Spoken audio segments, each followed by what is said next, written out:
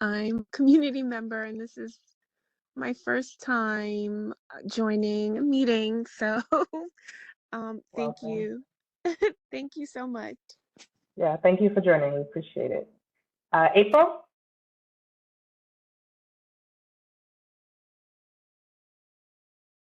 I will move on to Janice. Good night, everyone. My name is Janice Reed, and I am a CB17 board member, and I'm also to the CB17 rep, the Brookdale Community Advisory Board. Thank you. You, Sabin? Good evening. My name is Sabin Jock. I participated last year, so I think this is I don't know if this is the second meeting because we had taken a little bit of a break. So looking forward to working with the team again. Thanks. That's correct. Yes, thank you. Thank you for coming back. And is Z Navoa? Yes, hi there. Good evening. I'm representing Ms. Sharon Marshall from the New York City Department of Health. Fantastic. Thank you for coming.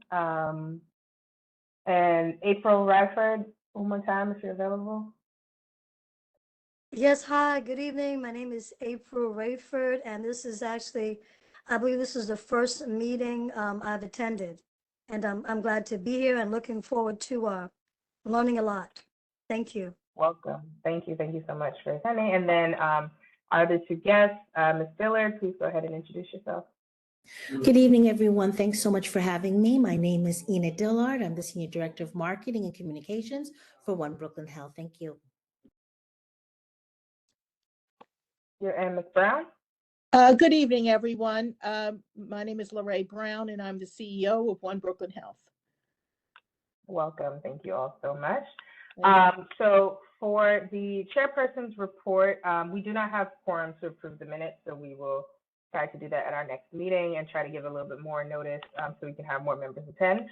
For the chairperson's report, I don't have too much to report except that I am working with the Community Board 17 leadership to solidify the date for our spring health fair. I've let them know that we want to do it in the spring, and we are just like discussing what dates work best for the fair in comparison to some other events that are happening, and also being aware of like weather and being able to be outside and get a good turnout for that.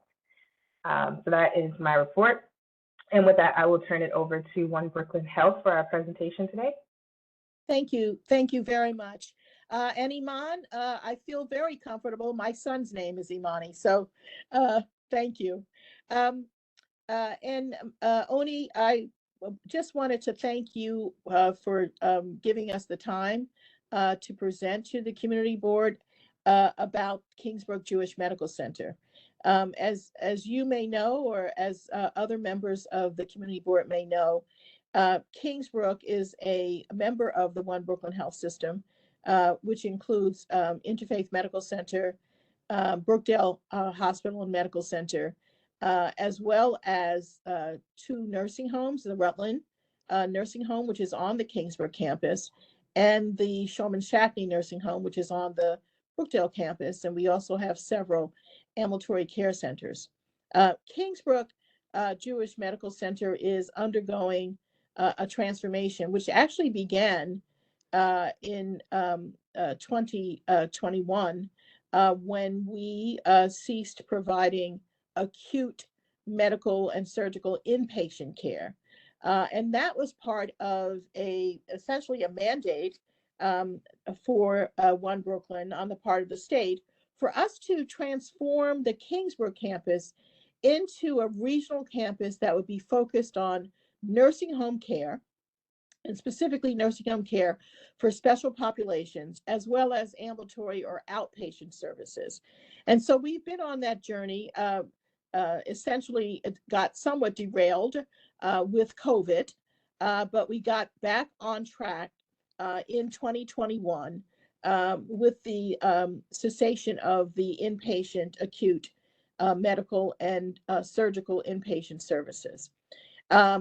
When we did that, we continued to provide access to emergency care, kept the emergency room open.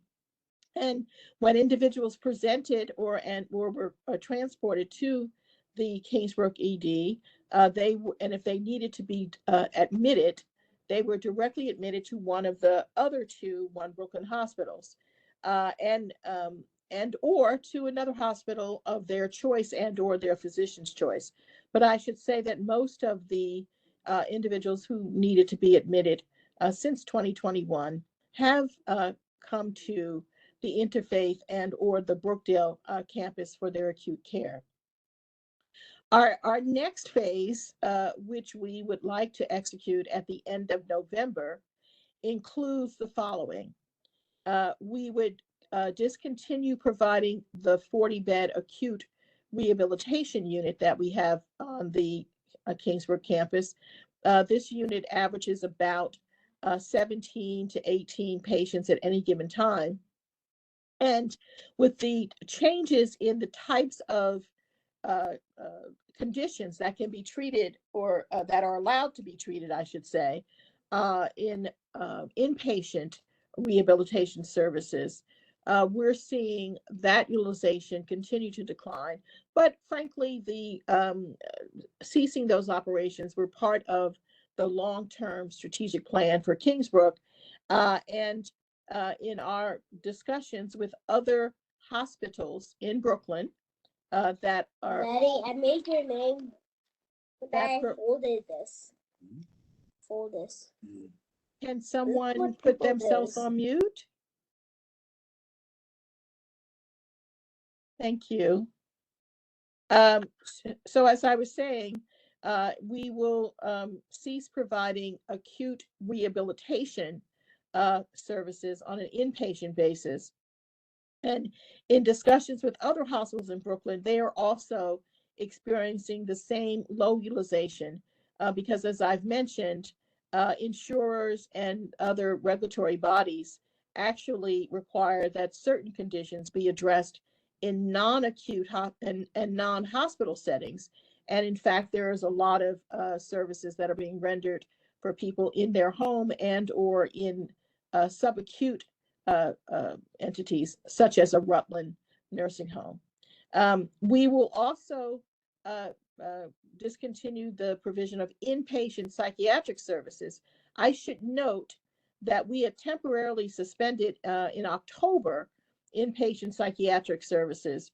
And since then, the inpatient psychiatric services have been rendered to anyone presenting and in need of those services at Brookdale or Interfaith Medical Center. We will no longer be providing ambulatory surgery and particularly endoscopic procedures. Those procedures will be provided at either Interfaith or Brookdale. We are consolidating our HIV clinic services that have been provided on the Kingsbrook campus with our other two HIV clinic locations, again, in our system. And we're working very closely with the AIDS Institute and the patients who have been receiving their services to select where they would want to continue their clinical care. We currently provide 14 dialysis chairs on the Kingsbrook campus.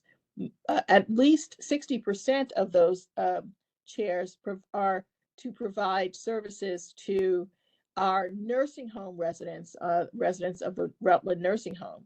And we will no longer provide those chairs where we have several members of the community that are receiving services for dialysis, chronic dialysis. But we will continue to provide the chronic dialysis care to our nursing home residents in the nursing home building. And as such, we will be working with the patients who get their dialysis care on the Kingsbrook campus, patients from the community, not nursing home residents. And we'll be working with them to make the transition to other community-based dialysis centers. We also have one hyperbaric chamber oxygen therapy service. It used to be a very busy service where we had 3 hyperbaric chambers. 2 of them have not been operating for some time. and we will be ceasing to provide that therapy service at the end of November. Last but certainly not least, we will cease the operations of the emergency department. This 24-hour, 7-day per week service has basically had low utilization since we closed the inpatient beds in 2021. We see about 1 to 2 patients every hour.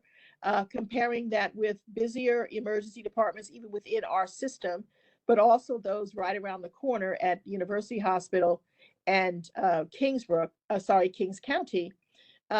When we look at the cost of meeting the essential requirements of an emergency department, as I mentioned, a 24-hour, 7-day a week, you have to have a certain level of staffing, and particularly for certain specialty services, it costs tens of millions of dollars and requires substantial state subsidy.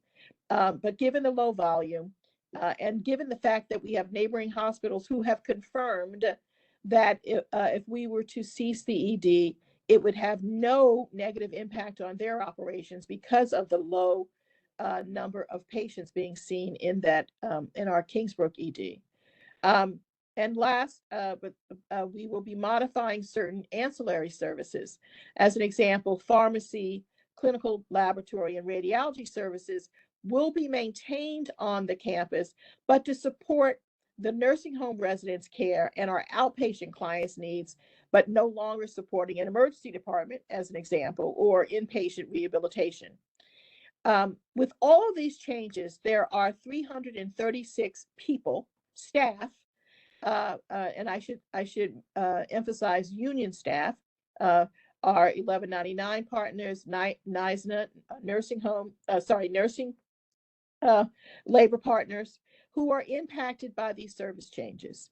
We've been working with NYSNA and 1199 to ensure that the staff affected by these service changes needs are addressed, and very specifically, they are being redeployed into positions that have been held vacant for their to give them an opportunity.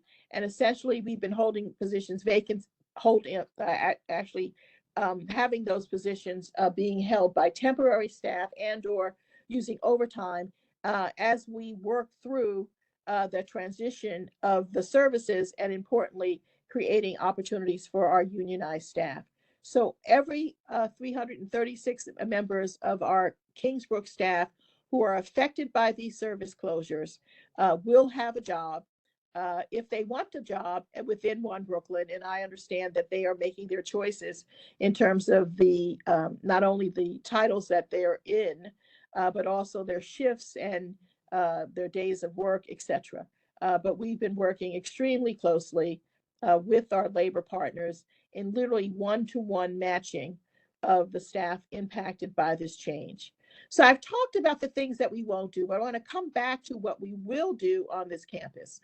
That the Kingsbrook transformation, as I mentioned, was to evolve that campus into one where the focus is on nursing home care and with an emphasis on special populations. And what do I mean by that?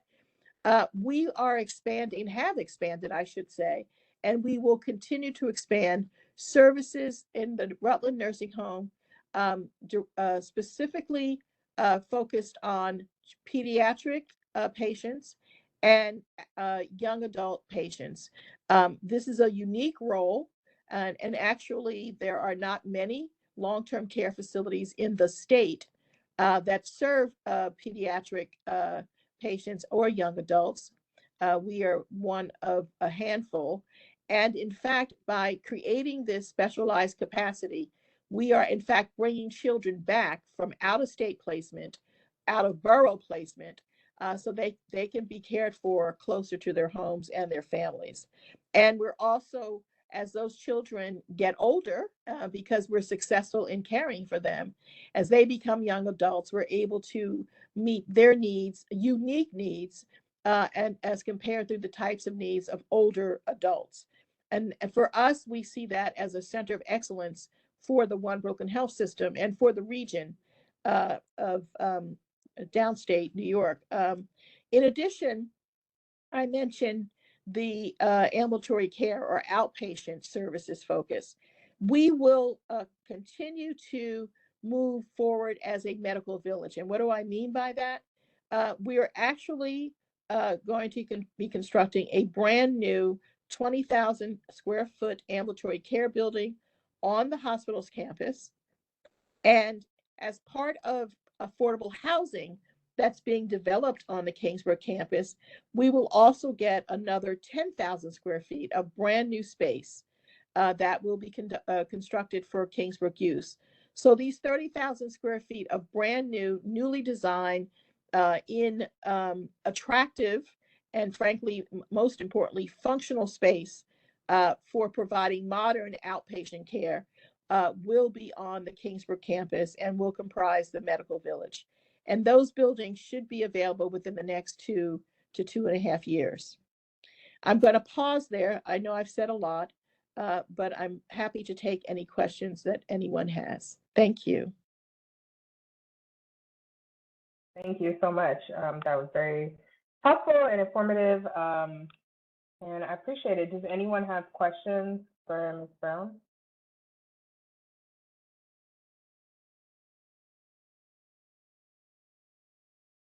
Okay, I have a couple questions. When you said that, I was trying to take notes, so just asking to fill in some places that I missed. When you say that the pediatric and young adult populations that Kingsbrook will be focusing on, did you mention like a specific part of that population? Yeah, so I did not mention it, but I can give you a couple of examples. You know, there are children who are born with certain neurological conditions, and many years ago, those children would not have survived.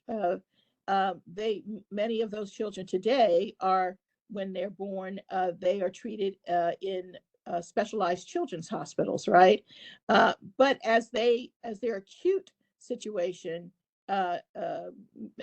is mitigated, they continue to need the kind of healthcare services that cannot be easily provided within their homes.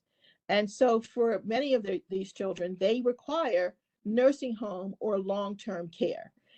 We are focused on serving those youngsters at Rutland. And in fact, we have developed liaisons or referral relationships with many of the specialized children's hospitals within New York City, but also outside of the city. And we've even repatriated some children who were placed in hospitals or specialized children's facilities in New Jersey and Massachusetts. So children with severe cerebral palsy, as an example, children who may need to be on a ventilator, but again, who can basically can survive and can grow into teenagers and young adults. And then as they age, we have created special programming for them so that they, again, can thrive and not be in, even though they need long-term care, but not be in environments that are designed for older adults. Is that helpful? Did I answer your question? Yes, very, very helpful. Thank you so much. And then when you talk about sorry about allergies have just been, when you talk about the 20,000 square feet of space and then the 10,000 square feet of space, and you mentioned affordable housing, could you explain a little bit more about how that's going to work? Sure. So there are 2 parcels on the Kingsbrook campus, and/or one is a parking lot, that have been made available through the New York State Department of Community, DHCR, Community Housing and Renewal Agency. One of those parcels is on, as I mentioned, on our Utica Avenue parking lot. That parcel is being developed as a first phase. The second one is a much larger parcel, and there's still more work to be done. But as part of that development, and I believe there's about 400 units of housing that will be built on the Utica Avenue parking lot, which was our parking lot. In addition to the housing units, The developer is building out 10,000 square feet of space that we will then do the internal or interior work to design it for outpatient services. But they're basically building this 10,000 square foot box for us in a building where there will be folks who live in apartments. So not only are we hopeful that the new tenants of the development will use our outpatient space, but it will be for the continuation of outpatient services that we're providing for the community today. I want to emphasize that we, One Brooklyn, Kingsbrook, we're not the operators or will not be the operators of the housing, but we will be in the development and providing outpatient healthcare services. In addition, on one of our other parking lots, we have the Brigger building, which we originally had intended to essentially gut renovate an existing structure to create additional outpatient space. But as we began to do the work, we discovered that it's a building that is relatively old in health facilities terms.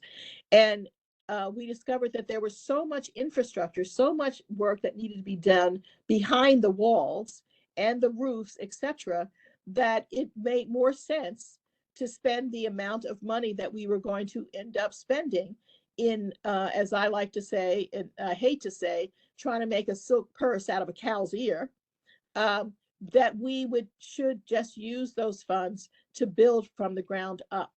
And so that's what we're doing in constructing a brand new building of 20,000 square feet on the hospital's campus. And between the 10,000 and the 20,000 square feet, we will have 30,000 square feet of ambulatory care services, which is a lot of space, and in which we will relocate the existing outpatient services that we provide on the campus, as well as we would hope to be able to grow additional outpatient services, specialty services, primary care services, mental health services on that campus.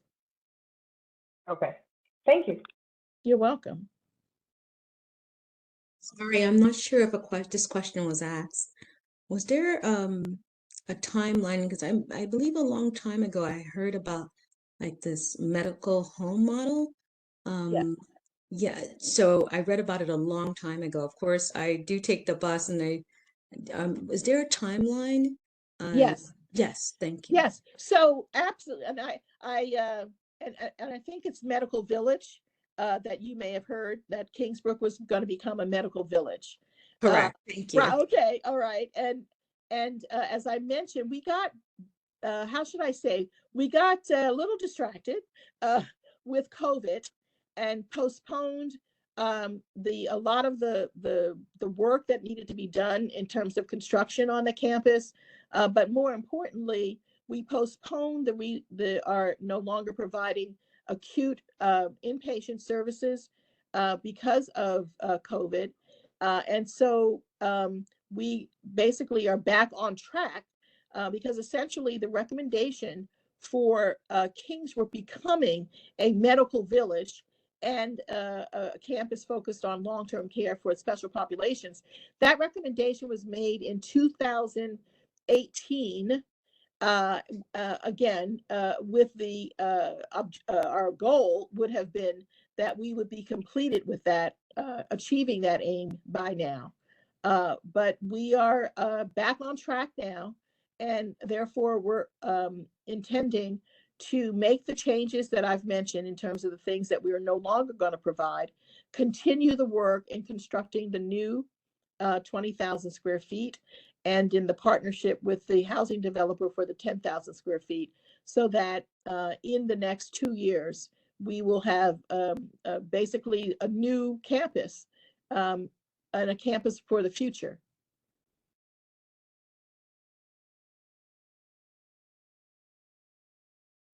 I do want to ask one more question because I read a few articles. Now, with the community, as this is a small group and we come here and we talk, is how active and how aware or the community, the surrounding community about what's about to come and all of that. Why do I ask? Because I think when the community is more vested in something, they just appreciate and treat it better. Obviously, these are big concerns, right? If you go to certain communities and areas, you'll see new buildings come up, the way they treat the buildings, the way the outside is put together. Are they considering putting flowers? All these things are so important, but it's almost like you got to get a buy-in from the community so that it's part and extension of their home. And this is a small core group that you're talking to, and of course, but how aware are they of this? I would say almost like flower growing in their backyard, and until they see it, they're gonna be like, oh, it's here. Well, they didn't tell us. It's very important that you get that vested in, or else they just won't know how to take care of it, value it, look out for it, because it's part of their community, really. So Sabine, you're making a really excellent and important point. So a couple of things. When we first closed the inpatient services, again, back in 2021, Enid, you can remind me, but I believe we had several town halls. They were all virtual. Yeah. But I recall that there were hundreds of people who, some of them may have been duplicates, but who participated in those virtual town halls. Absolutely. During those virtual town halls, we laid out what the overarching plan was for the campus. What I'm talking about tonight, meaning no longer an acute care campus, but a campus focused on long-term care and ambulatory or outpatient services. So, but that was then. And now we're reactivating that plan.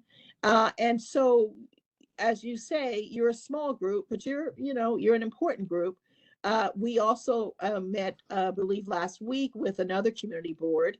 I've spoken with the elected officials who represent the districts that are served by Kingsbrook. We are sending, literally, my secretary is just walking out. We faxed emails or emailed folks about basically what I've said this evening with you.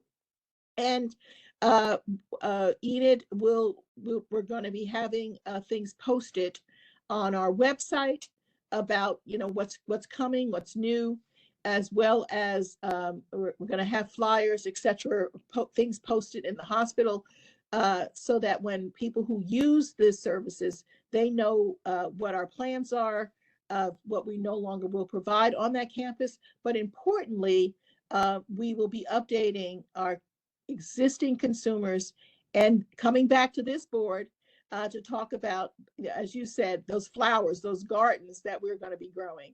I think communication is necessary, that is constant.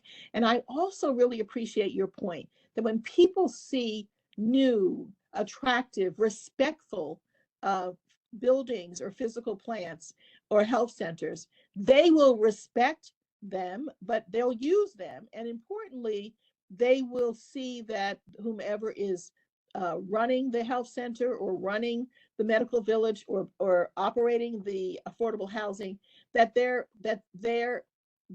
people in the community are important and actually deserving of these new services. So we have a lot of ways to go because the Kingsbrook campus is a very aged campus. We've got buildings that we are no longer going to be needing to use. We would hope, frankly, that we can continue to partner with the state Department of Community Housing to do more housing on that campus, to make that campus more attractive, and to be able to continue to provide healthcare that folks need, but more importantly, healthcare in a way that folks deserve. Thank you. And I can't help but put a plug in for the garden community. Yes. There are so many garden communities, and I'm saying this, here's the twofold of the garden community. You get the visual, you get the landscape, you get the food. food. Oh, you're ahead of me. You get the food. Amazing. Like if you get to go, I can imagine how many garden communities you could be invited to. The amount of fresh vegetables and food, and I'm just plugging in because we have a Serenity Garden right here on Flatlands, and I can tell you when that relationship is built, the nutritional need of a community is filled unbeknownst to them. So I kind of plug that in, and I can't help but ask this question because I am not an urban developer, but I know there was a Rite Aid that closed, that big space right there. Are you aware what's going to happen to that space right there? It's quite a big space. Yeah, I know that it closed because they're closing Rite Aids across the country. I am not sure, and Enid, you may know, I am not sure what is going to take the place of that significantly, sized building. But before Enid, because Enid may know, but back to your garden community, I mentioned that there are 2 parcels that are being on the Kingsburg campus that are envisioned for housing.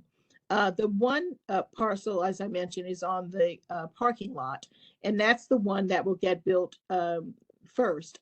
But there is another parcel that we call our North Campus. And in the development plans for that part of the campus, there was a commitment actually to build a garden and to work with community organizations to actually have that garden space available. And we saw that as extremely attractive for all the reasons that you listed, as well as for our nursing home residents. So I'm hopeful that when the Monadnock, which is the developer who's working on for both parcels, when they get to the second larger parcel, and I know that the community won't let them forget, but that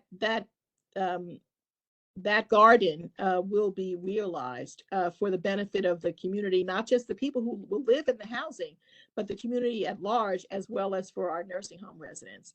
Now, and Enid, I'm not sure if you know anything about the future of that Rite Aid site. No, I do not. I know that there have been a lot of community members who've asked me, but I do not know what they're going to do with it yet. Yeah. Thank you, Sabine, for your comments. Yes, thank you. Super helpful questions. To follow up on that, I guess I would like to know if there's any way we can get in contact with the developers so we can, even if it's just shoot an email, because I know that that's a whole different business and such, but even we could shoot them an email and say, as concerned residents of CD17, this is something that we want to emphasize is important to us, and, maybe even connect them with some of the community garden people who run them in the city or in the neighborhood already, just to make sure that that line of communication stays open. So we would appreciate that. Thank you, Oni. We can forward you. Kurt Goodrich is the principal of the Monadnock, and I know that he would be more than happy to talk about what they're doing and their commitment that they made. Again, this was a couple of years ago. When there were, I believe we hosted a call with them and several members of community-based organizations, because for the larger project, they were also going to be building out some community space. So I'm sure that he would be pleased to hear from involved community folks, and particularly around the community garden. Fantastic, thank you. And one question I wanted to ask about the housing as well before we move on. You mentioned affordable housing. Is it that all of the units are supposed to be affordable, or is it the standard sort of like 80-20 split that a lot of new developments have in the city? My understanding is that all of the units will be affordable. It's not the 80-20 split. Okay, fantastic, thank you. But again, when you all meet with Kurt, he will be able to provide the greater level of detail. But that's my understanding. It's all affordable. I will not tell people that Lorraine Brown from One Brooklyn Health promised me that well, I promise you that I will not do that. That's okay. My name gets called on a lot of stuff, and I like to own whatever I say. So thank you, Oni. No problem. No problem. Okay, does anyone have any other questions for our guest?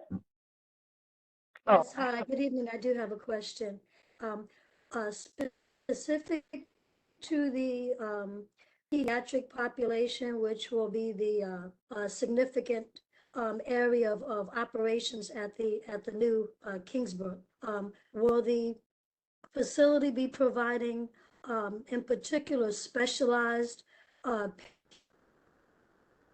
pediatric orthopedic surgery? You made reference to cerebral palsy. I know that frequently there are different musculoskeletals, deformities associated with the population, CP population. And So- that's why I asked the question. Sure, good question. So the facility that I'm referring to is a long-term care or nursing home facility. And as a nursing home, one does not provide surgical services. One provides rehabilitation services and and as you mentioned, musculoskeletal, occupational therapy, physical therapy, etc. But it's not surgical services. The focus, as I mentioned, will be on youngsters who have special needs. But these are youngsters who would not be receiving surgical services at Rutland, at the Rutland Nursing Home. If they needed surgical services, orthopedic surgery, etc., that would be provided in specialized children's hospitals. Thank you. And I have one other question also specific to the pediatric population. Because they are long-term, will the facility also offer a division or department within itself to provide for specialized wheelchairs and other equipment that's important to adaptive type equipment? Yes. Well, we that provide, facilitates their life. yes, Ms. Rayford, we provide that now. So we provide, I mentioned that some youngsters are on ventilators, but we provide the wheelchairs and other types of specialized equipment that the children need, as well as the older residents of the Rutland Nursing Home need.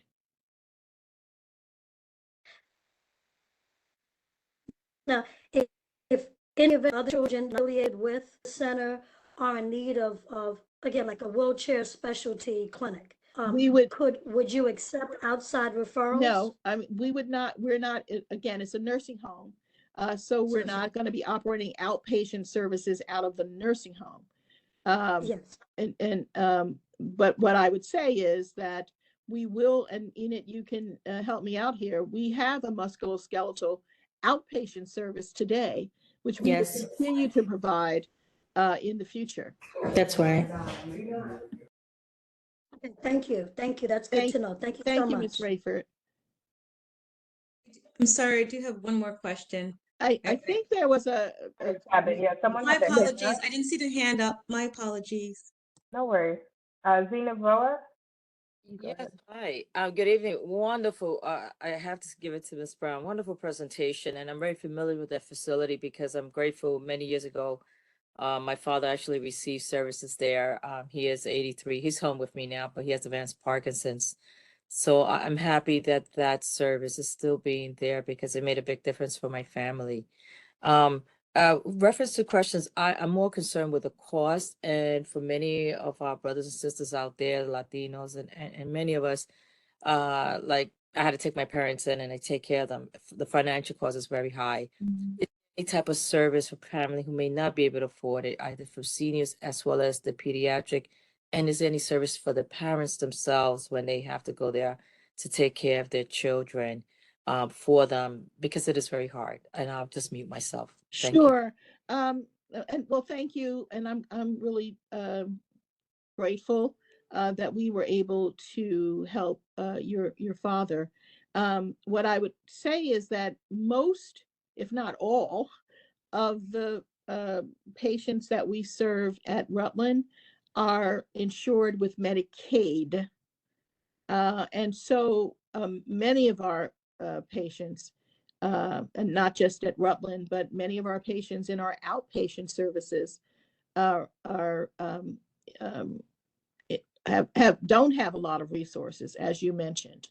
And that really was one of our incentives to want to create this specialized capacity in Brooklyn, because we knew that there were children who were being sent out of the borough, and even if they were insured, Medicaid or other insurance, there was still a hardship for the families who had to travel to visit and support their family member.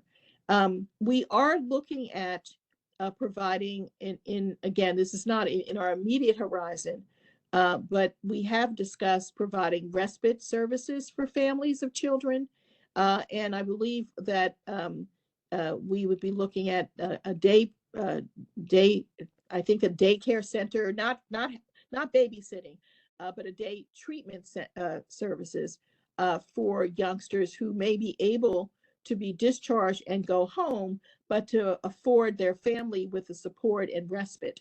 So that's in our future horizon, because we do appreciate, as you mentioned, the need to support the family caregivers.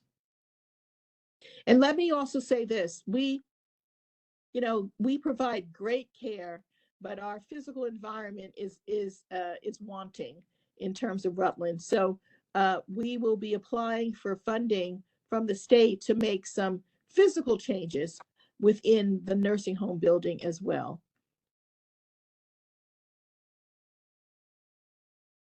Thank you. You're welcome. I think Miss Sabine. Yeah. Yes, I did have one more question. I mean, we cannot ignore the technology part, right? Because it's so, a lot of the different other facilities and organizations talk about technology advancement, how things are communicated. Is that something that you also discuss? Because so many other, like I had a chance to go to other facilities, and of course the technology attracts people. So you can't, people just like shiny stuff and nice things. And of course, if you're building something for the community, you want them to utilize it. A lot of people may not think about that, but those are factors. So do you think about technology and advancement and the things that you want to put out there as you're part of this, part of this design and having your voice in that space right now? So in terms of the new ambulatory building, we will basically, even now, we have an electronic medical record system that enables us to communicate with our patients, and for our patients to set up their appointments, et cetera, to use technology for that.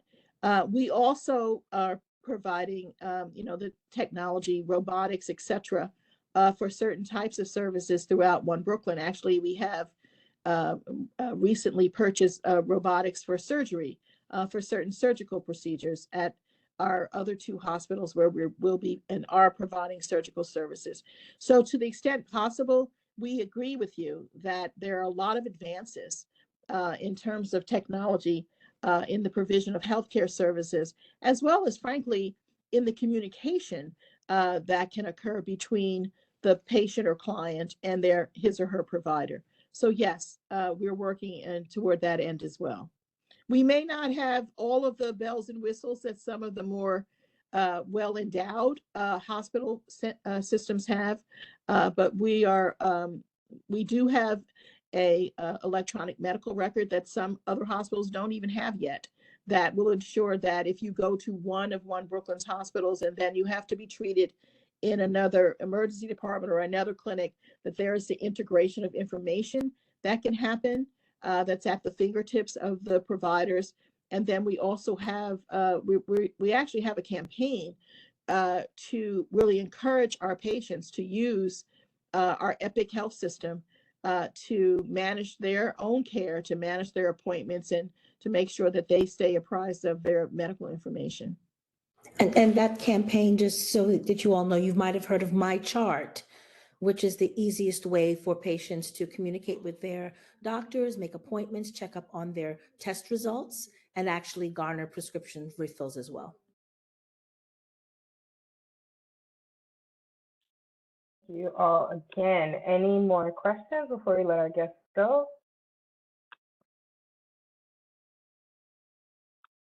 Okay. Thank you both again so much. Obviously, Enid, I know we were able to speak a few weeks ago, but this was, super helpful and enlightening, also alleviated some of my concerns. So I am happy to present a summary of this information to the wider community board meeting next month, but you're also welcome, to come as guests and speak. So if you, would like to, please just shoot me an email and we can make sure y'all are on the agenda. Thank you so much. And we will follow up in terms of the developer for the housing to be able to answer your questions directly. Thank Great. you. Thank All you right. both. Thank you all so much. Have a good evening. Thank you, everybody. Have a good one. Bye. Bye.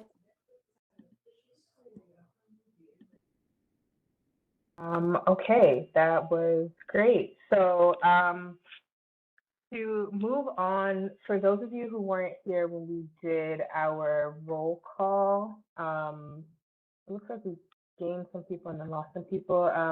Ms. Charles, I think you joined after roll call. Could you just introduce yourself for the group and the record?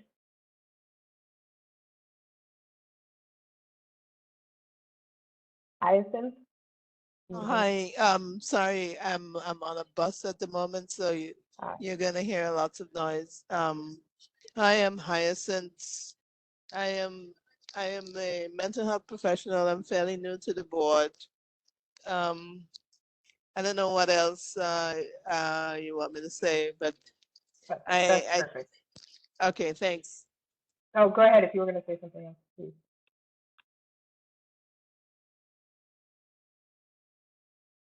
Okay. Ms. Mickle? You're on mute if you're talking. Yes, Mulene Mickle, committee member. Welcome. Thank you for joining. I'm glad you were all able to share in that presentation. So as I said, definitely want to make sure that the wider community gets that information as well, because, Kingsbrook and One Brooklyn Health in general are important to our community, and so it's important information. So moving on, Ms. Reed, do you have a CAB report?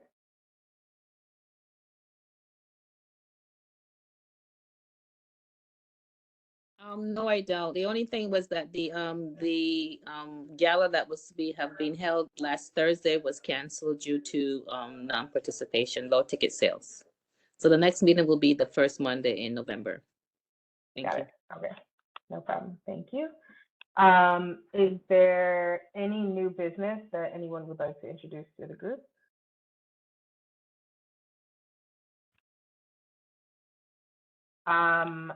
Okay, I do have a piece of new business, or I guess a request. We are building out the CB17 website.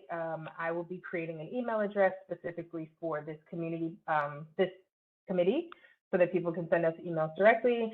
And then each committee also has a page on the CB17 website. And we would like to have more resources, more health resources for the community. So if anyone is involved in any organizations or groups that want to share that information, if you could send it to me, I can work with the communications chair to get that stuff up there, just so that we can have some of the information we all talk about more accessible to the community, it's sort of a one-click, one-stop shop, one-click shop. So that is the new business that I have. Any other new business? Okay. As far as old business, as I mentioned at the top of the meeting, we are working to solidify a date for the spring health fair. And once that is done, we'll start reaching out to agencies and other groups that want to participate and have a date and location locked. So before our next meeting, I will have that information and we'll try to email it out to everyone. But if I don't get to email it out, we can discuss during the meeting. Is there any other old business that anyone would like to discuss?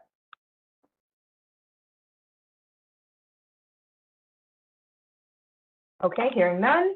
That is our agenda for today. The One Brooklyn Health is really the main thing for our meeting. For those of you who are new to this committee, Iman, Sharon, Awesome, thank you.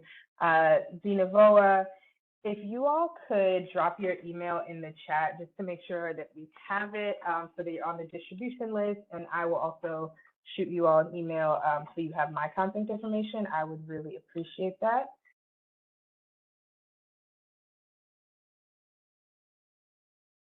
Perfect.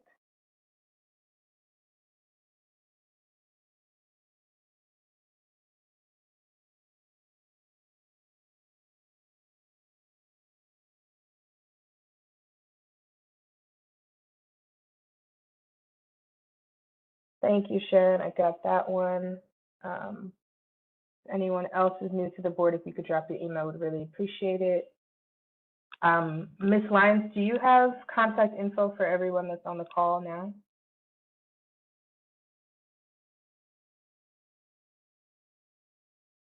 Hi, the contact information I have, I realized is saved on my computer at work. Okay, so not sure. When Ms. Frazier sent it by email, I downloaded it, but I can't find it in my email. So the email must have deleted. Got you. But I did save it on my office computer. Okay, thank you. And Iman, if you could just drop your email, that would be super helpful, just to make sure we have it. For some of the other members of the board, I know we've already been in contact digitally, so I'll just maintain the contact that I have for you all. Oh, thank you.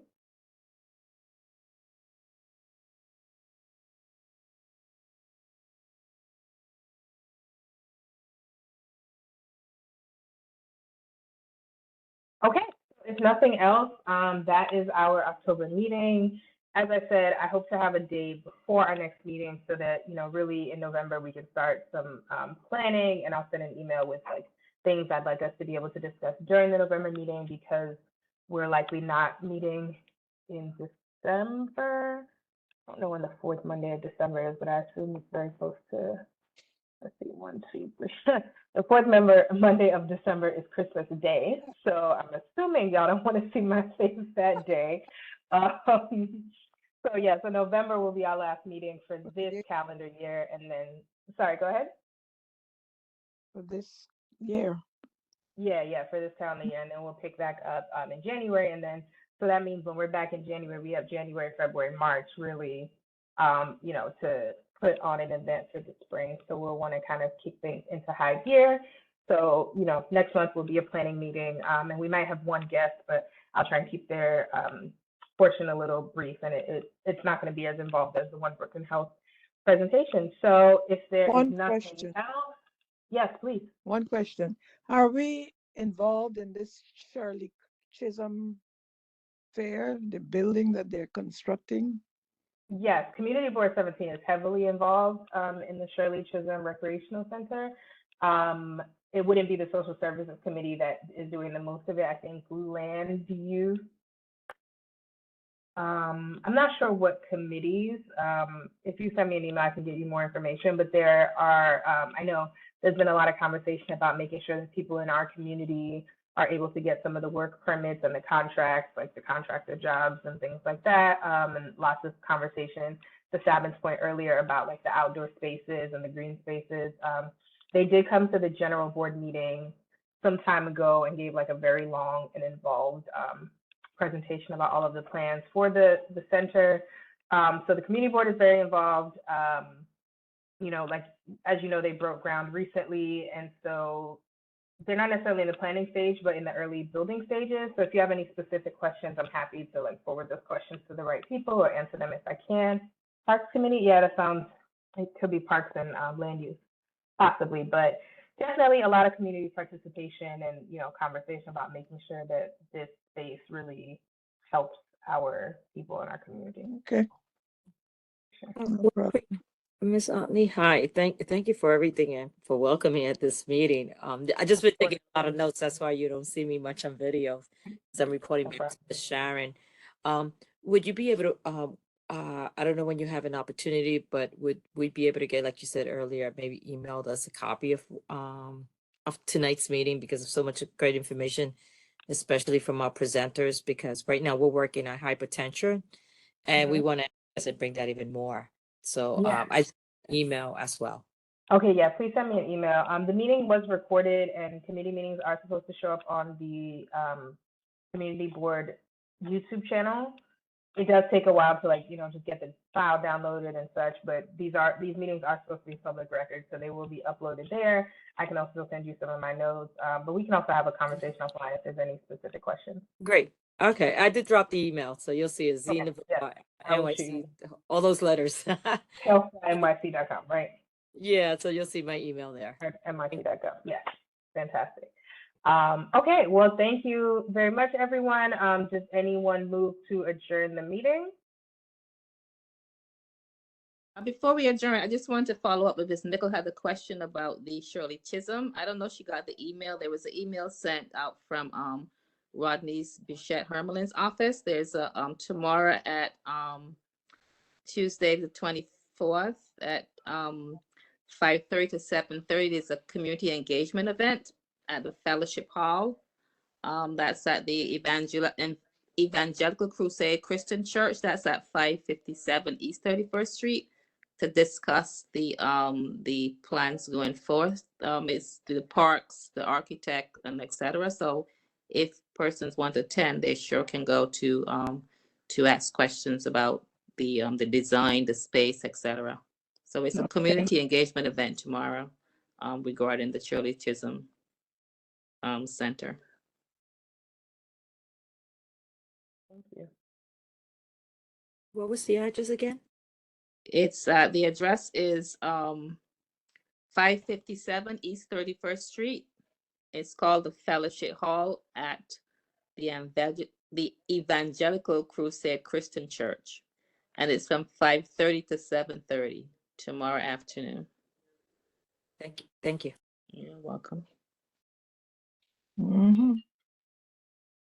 Okay, do we have a motion to adjourn? I make a motion to adjourn the meeting. Thank you. Do we have a second? A second. Oh, there you go. Okay, the motion has been duly seconded. Thank you all again so much. I will be in touch. It was great to see you. It's great to see new faces, and have a wonderful evening. You too. Thank you. Good night, everyone.